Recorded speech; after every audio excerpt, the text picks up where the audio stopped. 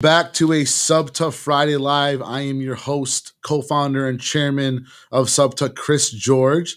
Today, I've got Amy Konary, who is the global VP among a bunch of other titles over at Zuora. Zuora is one of the leaders in subscriptions. Amy, thank you so much for being on today. Absolutely. Thank you so much. It's great to be here. Really exciting to be live. Of course. I appreciate all your support to Subta. I know before this conversation, we talked about a few of the different titles you have over at Zuora. So if you could for a second, tell everybody a little bit more about Zuora that may not know, and then tell them a little bit more about yourself. Great. I'm happy to do that. So Zuora, if you don't know us, we are a SaaS company, a software provider. And our mission is the world subscribed. So what our software does is it automates the order to revenue processes for subscription businesses. And as any good subscription company, we are really laser focused on customer outcomes. So while we're really motivated to make sure people are using our platform, what we're most motivated is that they are using our platform to run successful subscription businesses. So my role at Zuora is to really look at the business side of our customers' subscription initiatives, businesses, efforts, and make sure that they've got all the data, the benchmarks, the peer connections, best practices, everything that they need in order to run their businesses in the most successful way so that they can lead their industries. Amazing. Well, again, thank you so much for being on. Mm-hmm. I know that at Zuora, you're a leader in the space for subscriptions. You've got a ton of data. I know you've helped us out with some annual reports in the past, so thank you for that. And today, for those of you watching, we're going to talk about some subscription trends. We're going to talk to Amy about what she thinks the future of subscriptions may look like. We're going to talk about retention, customer acquisition. We're going to hit a bunch of different bases. If you have any questions, please feel free to throw them in the comments. And as we see them come in, we can throw them on the screen. But, Amy, to get started, obviously subscriptions changed a little bit with COVID, as a lot of things with e-commerce. How do you think that's affected it? And where do you see some trends heading in the subscription space? Yeah, so absolutely. I can answer this from a data perspective, because as you may know, Zuora and the Subscribed Institute, which I chair, publishes something called the Subscription Economy Index. It's a report that we publish twice a year. And the index is actually an index of the companies that use Zuora's platform. So we have over 1,000 companies that run their subscription businesses on Zuora. So we're able to look at an anonymous and aggregate basis to see not only how are their businesses faring and how have they fared, quarter after quarter, but also we're able to make some specific recommendations on how to design your subscription approach based on the data. But to answer your specific question, we found looking at our index that 4 out of 5 companies subscription companies continued to thrive last year, continued to grow, had limited impact. A small percentage did actually see a decline. And of course, I don't want to paint an entirely rosy picture, right? There's a lot of hardship last year in the subscription economy and elsewhere, particularly those businesses that might be in sectors that were harder impacted than others. But when we look at the overall index, the SEI index, which the last one was published in March, and we're in the process of looking at the numbers to publish an update in July of this year, we are finding that the subscription economy, subscription businesses not only are resilient, but they're continuing to outpace the rest of the economy in terms of growth. So the latest SEI had a growth index of around 437% as compared to around 132, 130% for the rest of the economy in the S&P. And in fact, there were quarters last year where the S&P was contracting while at the same time the SEI, the index, was growing by close to 10%. So I think there were a lot of companies that we work with that were fortunate or felt very fortunate that they had a subscription or recurring revenue business. Of course, not every company that's in the subscription economy is a 100% subscription business. So they may have seen other parts of their business, transactional product parts of their business, being hit harder than their subscriptions. And we're seeing a lot of companies, particularly in the last few months, as it's clear that we're starting to come out of this. Of course, not everywhere in the world. I recognize that for sure. But in certain areas, things are starting to look up. And we're talking to a lot of companies now who are really interested in getting into subscriptions if they're not there, already. Yeah, I think like there's a lot of reasons for that too, right? As one, with everything with COVID, I think they saw like it was like 150 million first time online buyers. I think was a stat Shopify had come up with. And you saw a lot more attention on social media where a lot of the consumers are, right? People were stuck at home, so they were on social media. And so, are there any of these trends? And one, I think that it makes sense that brands want to pivot to the model, right? Because you're providing an experience that you wouldn't get on the retail level. Is there some trends though that you saw that maybe surprised you? That you were like, oh, I'm surprised this space did well, or this industry did well, given that, or this industry's pivoted to the models, or anything you saw that surprised you? Yeah, I think one in particular is the travel space. So I don't know about you, but I haven't really gone anywhere. I know people that have, but we haven't left New England, and we barely even left Massachusetts, as a family in the last, over a year.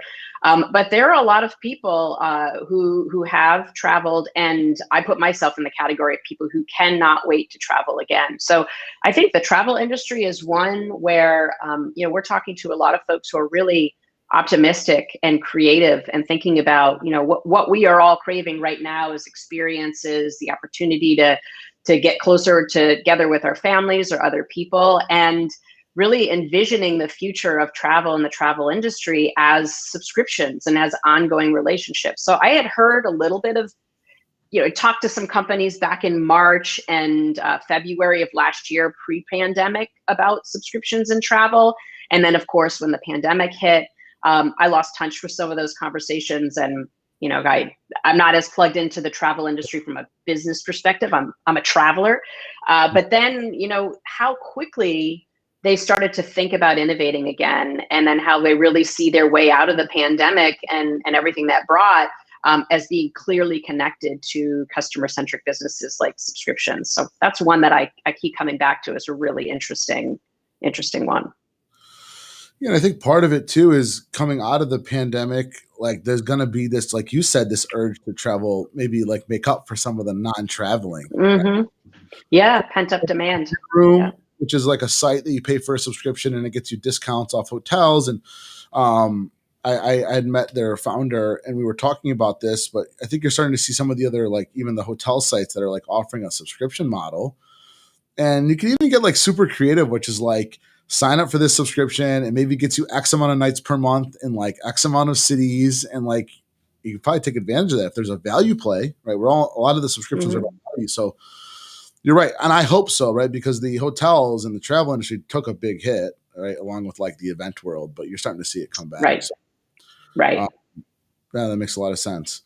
What are some things that you're seeing, some best practices that you're seeing some of these brands do for growth that have worked really well? And I think we'll touch on retention too, because coming out of the pandemic, there might be some churn that people have to deal with. But for sure. Right now, what are some things you're seeing on the growth side for some of these brands? Yeah, I think a lot of again, going back to the data, a lot of what the data is telling us is that flexibility and agility are really closely correlated with growth, and also with reduced churn. And the way that I explain this or kind of think about the story of what that means is that it's subscription companies that can really offer a personalized relationship to customers, right? Subscriptions are, at the end of the day, relationship-based business. It's a manifestation of how a customer wants to build a relationship with a provider, and every customer is a little bit different. Every customer's journey with your products and services are a little bit different, and having that agility allows you not only to deliver a personalized experience, maybe to lots of different types of companies, but also to adapt to situations. I mean, it's one of the reasons why we saw the resiliency in the last year. And I'll give you just one example of that from the data. One of the things that we found last year was that companies that were able to offer suspend and resume, so the ability to pause the subscription and resume it. Another equivalent might be, and I know Clear did this as an example. So, going back to the travel industry, you probably know what Clear is, right? Check-in at the airport. Not a lot of people traveling, and their business is annual subscriptions. And so they allowed people to basically add on the term of their overall subscription. Huh. So rather than, okay, it ends in January, we'll give you 3 additional months. That type of thing. And we found that companies that by doing that, they were able to save an average of 1 in 6 churns. So it's a real churn save tactic because people want to maintain the relationship they know and hope. They'll travel again, they'll use the service, or go to the gym again, or whatever that service might be that they can't access for whatever given reason. But being able to keep that relationship, just suspend it and then resume it later on, right? That has a real material impact on churn reduction. So that agility is a really big one, and something that we saw play out for sure. What did you see in regards like the brands that had a little bit more customization, like pre-checkout or allowed for change? Did you see anything in regards to that? Because I feel like that probably has a large effect on churn too. Well, I've seen it in some of the things I've seen too. But what do you think? Yeah, I think so too. And I think that the rule of thumb, or to kind of think about it, is like you want to be flexible, but you also need to be a little bit prescriptive at the same time, right? It's a balance.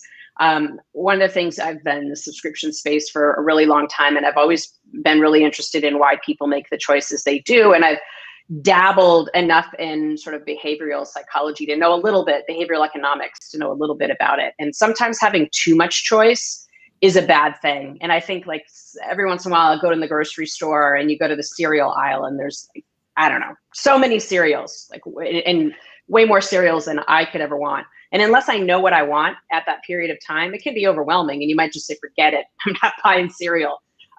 Usually cereal, you might have a favorite. But I think it's the same thing for any service. So I'd say within reason, if you're going to offer an upsell that's going to make sense to that customer and you can help them understand why it makes sense and you're pretty confident that it's going to be of value to them, then I think that's something that can absolutely have an impact. I think it can go the other way if you don't really think through, is this thing something that's going to offer value to the customer? Because it might be something that causes them to say like, hold on, I don't know if I want this or not. And maybe that could be an occasion for them either to stop the purchase or to not, if it's an upsell, to not actually go through with it. So you do have to really be thoughtful about what you're offering and putting in front of subscribers. But when you are, and you're able to do so in a way where you're actually offering a journey that makes sense, that's really the power of the subscription model right there. I'm glad you touched on the consumer behavior part. And so I got really interested in that as well, right? So understanding consumer behavior allows you to understand, how to make the right decisions for the consumers or where their attention is, so you can put ads in front of them. And so actually like about a month ago, I did a live with 2 professors, one from Tel Aviv University, one from NYU. And we were talking about understanding consumer behavior, and they did a ton of research about what you talked about. When there was like too many decisions, consumers would have like purchase regret, like I should have bought this instead of this.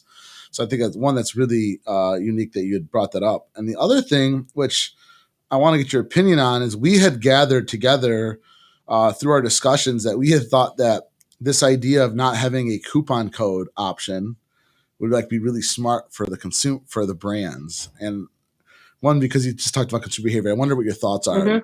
Come to the conclusion on was when the consumer is going through the checkout process and they see a coupon code spot, they're inherently then going to just search coupon code for this company. 110%. I do that every time. Not only that, I will either search for it or I feel a little bit sad. It's a little bit of FOMO. I'm like, I didn't get a code. I must not be very important. So I totally, as a consumer, I 100% agree with that. I don't have any data on it, but I do agree. Yeah. Get all the brands to eliminate coupon codes. We would all be in a better spot as a company. Because even if you go to like apple.com, there's no coupon codes. Yeah. They don't go on sale, right? And if there's a coupon code, we think the consumer will have purchase regret, thinking they didn't get the best deal. So that's interesting that you agree with it. But I thought that was super like interesting, and like I was like, I have a brand that might be launching, and I was like, I need to take out the coupon code spot. Like I'm going to live by like what I've researched. But yeah, you have to get everybody to to agree to do it, because I think in some industries not having it might be a disadvantage if the customer thinks that they're going to. I think back to, was it JCPenney a while ago decided, look, we're not going to do sales, we're not going to offer discounts. The price is the price. I don't know if you remember that. It ended up backfiring on them a little bit because their competitors used it as a competitive lever. Even though I agree, like that's great, in a way. Just it's a refreshing to know that you don't have to wait for the sale to get the thing that you want, or that you buy something it's not going to be cheaper a week later. That's frustrating, but it didn't work in their industry because not every company did it. Yeah. Competition is going to offer discounts, but then I go to think about like a brand like Bed Bath & Beyond. Like, I don't know a person that buys something from them without having a 10% or 20% on coupon, right? Like, they built a habit now. Yeah. Actually will be like calling your friend, like, hey, do you have a Bed Bath & Beyond coupon? I need to go buy something, right? Like, and I don't know that that's the best habit, but hey, No, yeah, you can also Google it. Yeah. I go to sites like Retail Right? Me Not, or I'll just type in Bed Bath & Beyond coupon before I make the purchase, and it is almost always a code. So it's a little bit silly, but it does I think it's a little bit of a sidebar, but I think it's an important one, because what we're talking through is the decisions that you make on especially pricing and packaging, and that's such a huge value lever for subscription companies. There's psychology to it, and especially when you're kind of building a relationship, the conversation that you have with your customer around the value that you're going to demonstrate starts at that, at that moment. It's a critical point.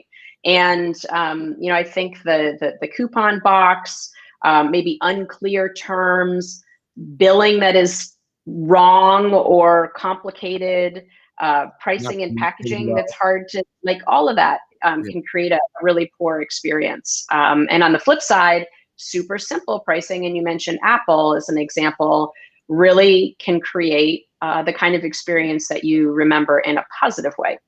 Yeah. Right. So let's talk a little bit about retention. What are you seeing, or what are your advice for brands to help decrease their churn, increase retention? Because that could have such a huge effect in the business, right? Increasing LTV. Absolutely. Yeah. So, if you think there's like 3 different growth levers for any subscription business, one's acquisition. And if you're talking to someone who's just launching a subscription business, they're probably focused on that above else. And probably that makes sense, right? You need to bring subscribers on, to use your product or service, and then you use that information to make it better. But at some point, you've got to, and fairly quickly on, you've got to focus on retention, right? That second lever. How do I keep them in the fold? And then the third piece, and one of the reasons you need to retain them is not only because it's much more cost effective to retain an existing customer than to get a new one, but also about 70% of your revenue on average is going to come from your existing subscribers. So if you don't retain them, and then you don't create opportunities for expansion, you're losing all that goodness of the subscription economy. What we find is that inflection point between acquisition and focusing on retention can be difficult for some companies to make. And they get in this habit of just focusing on the acquisition. And if they've got a retention problem, it's, we got to just kind of find a new market, or we've got to find more customers, rather than figuring out, well, why aren't you keeping the customers that you have? I think a big part of the how do I do churn piece is, some of the things we talked about in the first piece. How do you design your offering initially that it is attractive? Your pricing and packaging. You give people somewhere to go. We find that usage pricing and value-based pricing is associated with higher growth and retention than flat fee, as an example. And then another thing starts to be the data, right? How can you start to build your own data repository such that you can predict churn? Zuora, as a subscription company, has a data science team that does exactly that, right? What are the indicators that the customer is really getting good value out of Zuora? How are you using the system? And what are the indicators of a customer that's not getting as much value? And then designing an approach to work with that customer to help them see more value. Now, that's a B2B example. And I'd say for, most B2B companies, that's what you should try to do in sort of a customer success type of a model. For a B2C company, that might not scale. The approach of kind of working one-on-one with the customer in order to see usage might not scale. But you absolutely should do the analysis, do the segmentation, develop some cohorts to try to help you understand those that are higher usage than others, those that are more likely to churn than others, and develop an approach for how might you retain those customers. There might be some customers that aren't the right fit, and how do you bring people on a journey as well? one of the best things about a subscription business, I think, is one of the most challenging, which is that it's always improving, right? It's always changing, it's always improving. Your customers are always changing and improving, and so you're never really done. So having that data, having the leading and the lagging KPIs across that entire subscriber experience, from the moment they discover your service to the moment they either renew or churn, and having all those predictors is absolutely what every business should be focused on in order to put together a good retention and expansion strategy. And I think what's important about what you're saying and looking at the data is being proactive on the retention, right? So many brands That's right. They're waiting until they churn and they're trying to put them on win-back campaigns. But if we can use the data that can tell us that this specific demographic based on these cohorts is likely to churn on month 5, then we can do something on month 4, whether it's offer an annual on month 4, put an extra item in the box, or put a handwritten. I mean, you can do something. And I think that can be super critical. And I think what some of the brands are probably running into is that's not a joke, like looking at that data and trying to understand it, right? You need to have really and being able to act, right? And being able to act and do something about it. And a lot of companies putting an offer together, whether that be a pricing promotion or like it can take a good amount of time to operationalize that, even once you've made the decision, right? So yeah, you're right. It's not trivial, but it's essential for a subscription business to have that piece. And I think the ones that are scaling and growing to enterprise levels have to have that, or they're just not going to get there. That's right. So that's right.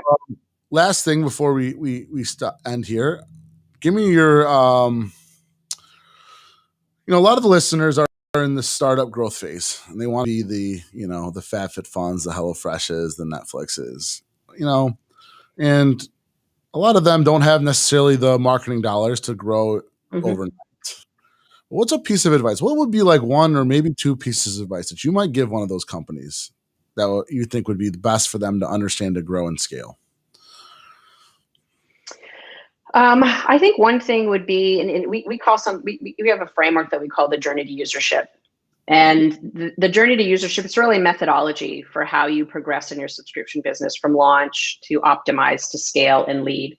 And so I think the number one thing that I would say is that it is in fact a journey, right? And I said this in the context of when we were talking about retention strategies. In the very beginning, figuring out what value you provide to the world and who you provide it to, that's paramount, right? And you can't start to retain customers until you really understand what it is you do and what it is you do well and what your customers want. So often when I talk to companies, they're so focused on the offer. What's the offer? What network, what are the other ecosystem that we can put this offer together for? And I always kind of get them reoriented. Like, let's change that. Like, not what's the offer, but what's the need? What's the customer need? And do you really understand that? And then once you understand that, let's start to think about your journey with going where that customer needs to go. I mean, the reality with a lot of these businesses and some of the ones that you mentioned, it's expensive to become Netflix overnight or HelloFresh overnight, right? I don't know that anybody can do that in today. Without having very, very deep pockets, and some times where you didn't think it was going to work. I mean, think of Netflix. There were definitely some times, right, with the transition from CDs and the mail to like where it was like, this business is not going to be successful.